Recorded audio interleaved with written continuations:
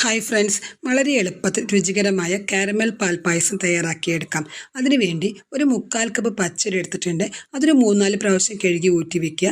ഒരു ഉരുളി അടുപ്പത്ത് വെച്ച് അതിലേക്ക് ഒരു 4 ടേബിൾ സ്പൂൺ പഞ്ചസാര ഇട്ട് കൊടുത്ത് ഒരു ഗോൾഡൻ കളർ വരണവരേക്ക് അത് കാരമലൈസ് ചെയ്യുക. ആ സമയത്ത് അതിലേക്ക് ഒരു സ്പൂൺ നെയ്യ് ഒഴിച്ചു കൊടുക്കുക. നെയ്യൊന്ന് മെൽറ്റായി വരുമ്പോൾ ഒരു ഗ്ലാസ് പാൽ ഒഴിച്ചു കൊടുക്കുക.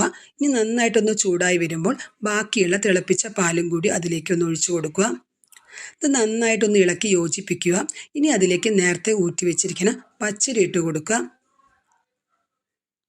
അത് നന്നായിട്ടൊന്ന് ഇളക്കി യോജിപ്പിക്കുക. ഇനി അതിലേക്ക് ഒരു 3-4 തൊലി കളഞ്ഞ് ഏലക്ക കൂടി ഇട്ട് കൊടുക്കാം. ഇനി അരി നന്നായിട്ടൊന്ന് വെന്ത് വരുമ്പോൾ അതിലേക്ക് മധുരത്തിന് ആവശ്യമായിട്ടുള്ള പഞ്ചസാര ഇട്ട് കൊടുക്കുക.